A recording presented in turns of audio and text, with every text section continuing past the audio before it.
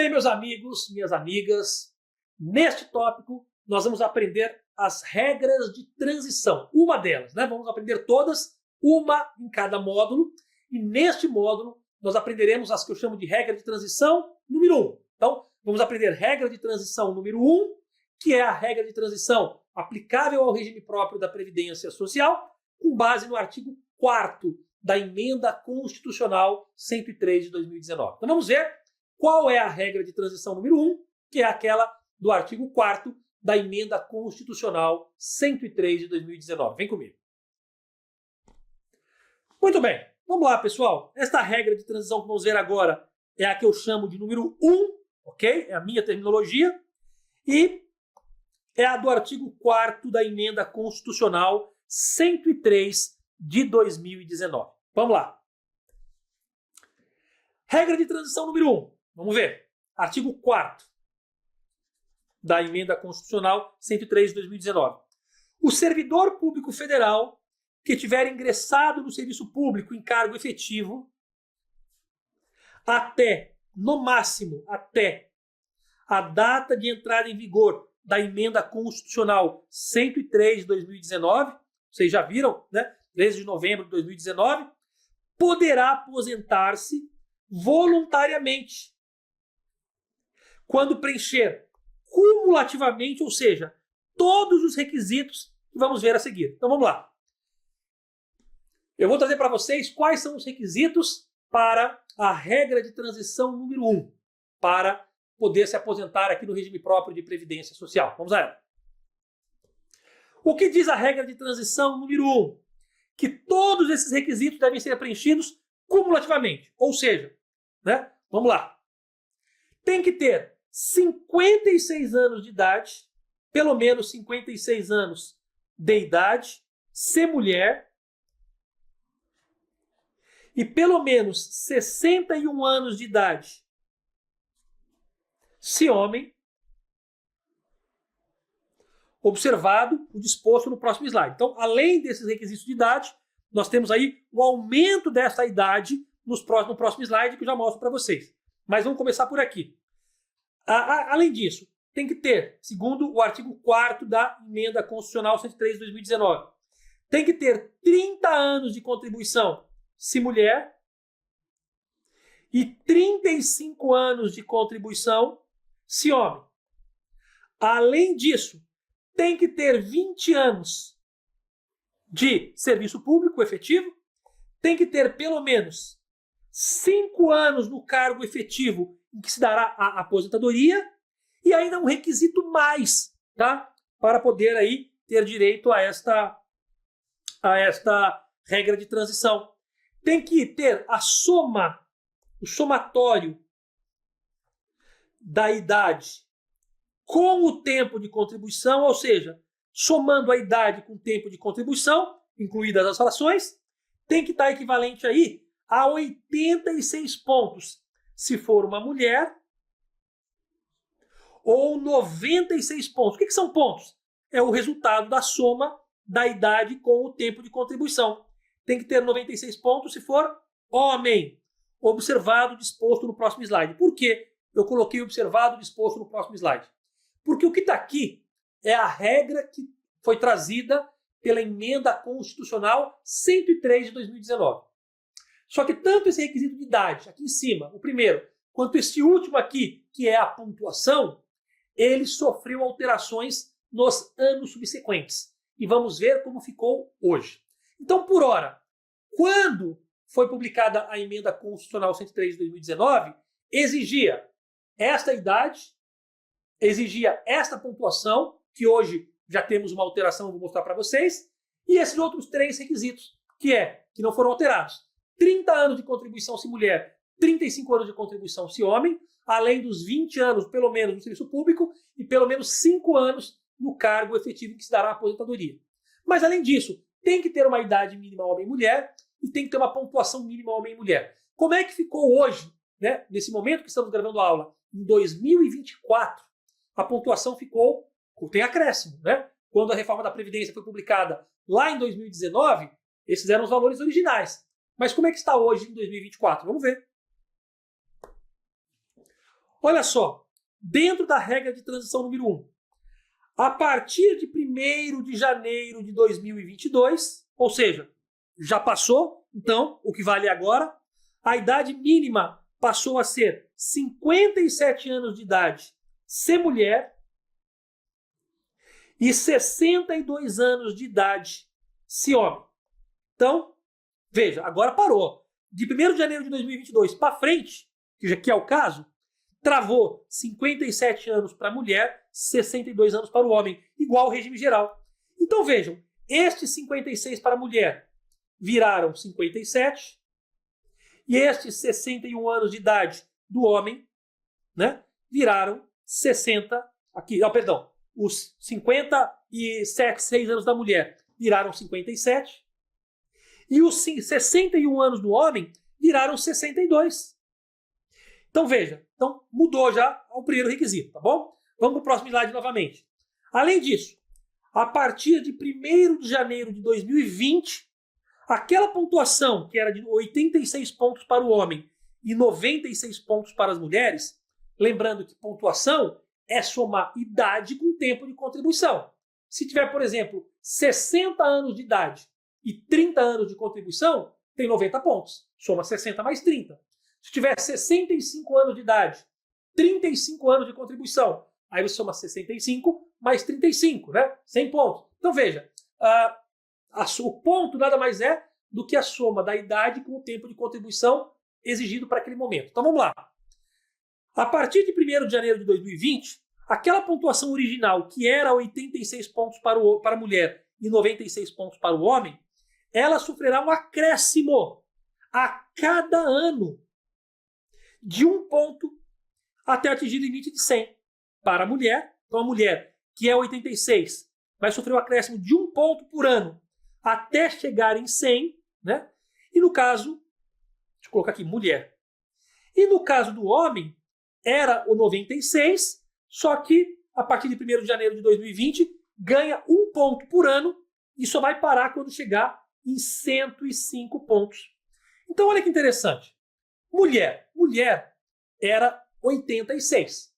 Só que a partir de 1º de janeiro de 2020, foi para 87. Em 2021, foi para 88. Em 2022, para 89. Em 2023, para 90. Né? Em 2024, para 91.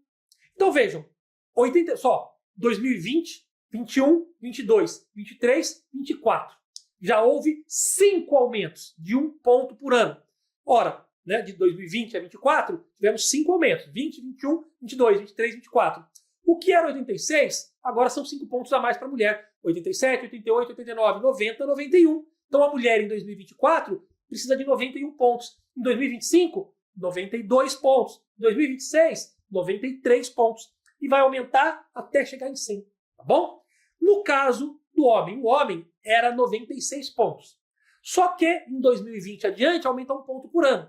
Aumentou 2020, 21, 22, 23, 24. Aumentaram 5 pontos. Então o homem que era 96, mais 5, 97, 98, 99, 100, 101. Então o homem agora em 2024 precisa ter 101 pontos, somando idade com tempo de contribuição. Ok? E no ano que vem, 2025, mais 1 ponto, 102. Depois de 2026, né, 103. E vai aumentando 1 ponto por ano. Neste momento em que eu gravo a aula, que é 2024, ora, aumentou já 5 pontos do que era quando a reforma da Previdência foi publicada. Então, o 86 da mulher hoje é 91 e os 96 do homem hoje exigem 101 anos. Só que é o seguinte, a mulher, quando chegar em 100, para. E o homem só para de computar esse acréscimo quando chegar a 105 pontos. O que é ponto para dedéu. O cara tem que ter trabalhado muito, ter muito tempo de contribuição e muita idade para conseguir aposentar. Vamos voltar. Muito bem. Então, voltando aqui, ó, aqueles 86 pontos, hoje, em 2024, já estão em 91. E esses 96 pontos do homem, hoje, já estão em 101 pontos. E a cada ano aumenta. A mulher aumenta até chegar no 100 e o homem aumenta até chegar nos 105 pontos. Tá bom? Muito bem. Além disso, a idade e o tempo de contribuição serão apurados em dias para o cálculo do somatório de pontos. Parece difícil, pessoal, mas na prática não é. Na prática, pensem o seguinte, ó, a mulher começava com 86 e o homem com 96. Isso antes de 2020. A partir de 2020, a mulher aumenta um ponto por ano até chegar em 100. E o homem aumenta um ponto por ano até chegar em 105. Tranquilo? Simples assim. Só que esta pontuação não é o único requisito a ser observado. Tem que ser observado em conjunto com outros requisitos. Vamos lembrar quais são? Olha só. Idade. Bom, hoje não são mais 56, já são 57, né? Porque aqui era o valor original. E eu já mostrei para vocês que hoje já passou de 2022. Então, 57 anos de idade se mulher, 62 anos de idade se homem. Além disso, precisam ter 30 anos de contribuição se mulher e 35 de contribuição se homem. Além disso, 20 anos de efetivo serviço público se homem ou mulher. 5 anos no cargo efetivo em que se der aposentadoria, seja homem ou mulher. E agora, em 2024, a soma da idade com o tempo de contribuição da mulher tem que totalizar 91 pontos e do homem tem que totalizar 101 pontos. E assim, temos a primeira regra de transição, que é quem cumprir todos esses requisitos aqui, ó, tudo isso aqui, já pode se aposentar com essas regras, a não ser que outra seja mais vantajosa. Em não havendo outra mais vantajosa, esta é a primeira regra de transição do regime próprio de previdência social. Tranquilo? Muito bem. Tem mais informação para vocês, olha só. Ainda sobre a regra de transição número 1. Os proventos, né, quanto que eles vão receber, que é os proventos das aposentadorias concedidas aos servidores públicos federais em questão, corresponderão. Vamos lá. Qual é o valor da aposentadoria que esse servidor público vai receber? Ele vai receber a totalidade da remuneração do servidor público no cargo efetivo em que se der a aposentadoria. A totalidade. Apenas para aquele que ingressou no serviço público no cargo efetivo, grave essa data aqui, ó, até 31 de dezembro de 2003. Ou seja, quem ingressou no serviço público até o final de 2003 e não optou pelo regime de previdência complementar, que é o regime novo, tá? Que trata o parágrafo 16 do artigo 40, e desde que tenham também, tá certo? No mínimo 62 anos de idade, se mulher, como nós vimos, 65 anos de idade, como nós vimos, terão também aqui direito a esta regra de transição número 1 e ao valor, né, os valores serão apurados na forma da lei para o servidor que não contemplar a regra acima. Perfeito?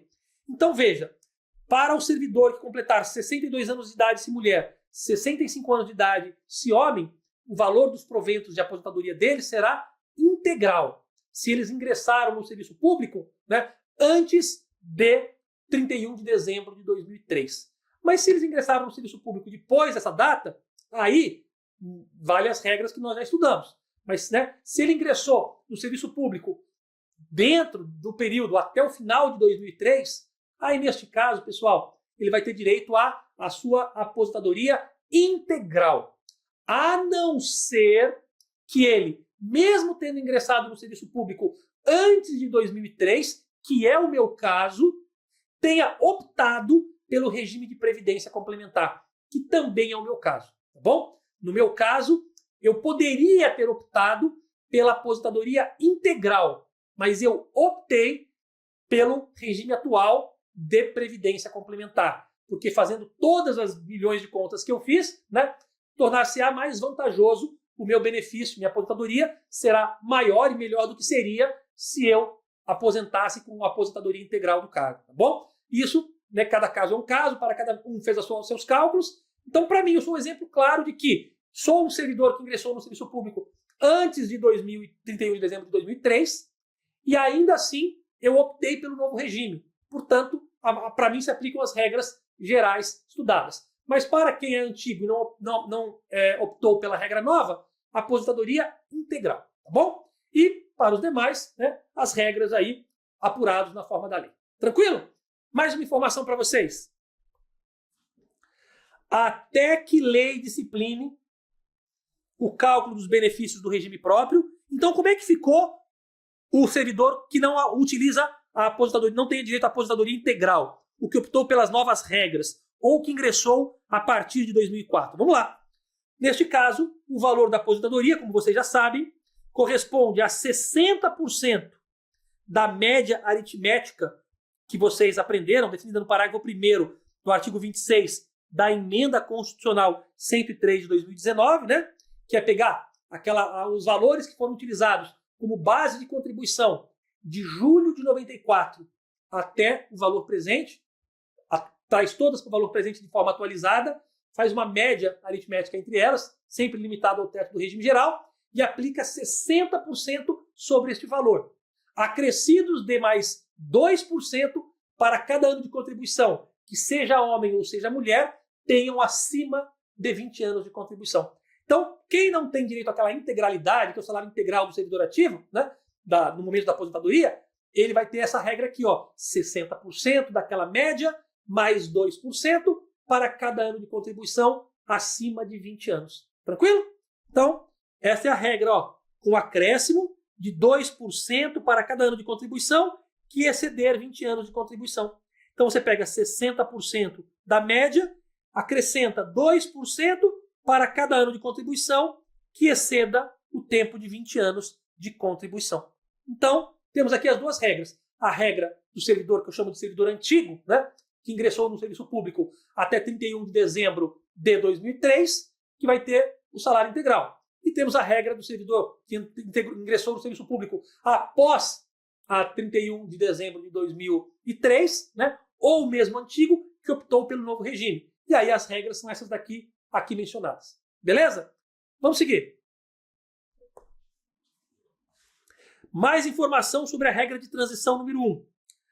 Como é que funciona para a aposentadoria dos servidores dos estados, do Distrito Federal e dos municípios? Ora, as aposentadorias desses servidores aplica-se as normas constitucionais e infraconstitucionais anteriores à da reforma da Previdência, enquanto não forem alteradas as legislações internas relacionadas com o regime próprio de Previdência. É aquilo que eu já havia dito para vocês.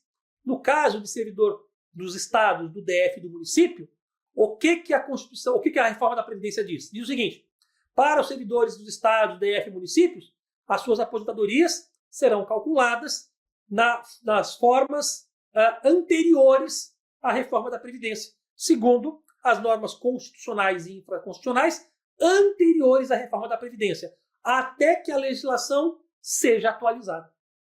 Beleza? E para fechar esta primeira regra de transição, que acho que é a mais complicada de todas, né? As outras serão mais fáceis de entender. A primeira regra de transição, elas nunca serão inferiores, o valor, né, a um salário mínimo. Nenhuma aposentadoria será inferior ao valor de um salário mínimo. Tá bom? Então gravem isso, pessoal. Temos aí, né, uma idade mínima, um tempo de contribuição mínimo, um tempo mínimo no cargo, um tempo mínimo da carreira, temos uma pontuação mínima. Todos aqueles requisitos que nós estudamos, se forem cumpridos, né, dará direito, então, ao servidor se aposentar por uma regra de transição, que a princípio é mais vantajosa do que a regra definitiva. Beleza? Vamos para a próxima regra de transição no próximo tópico. Até já!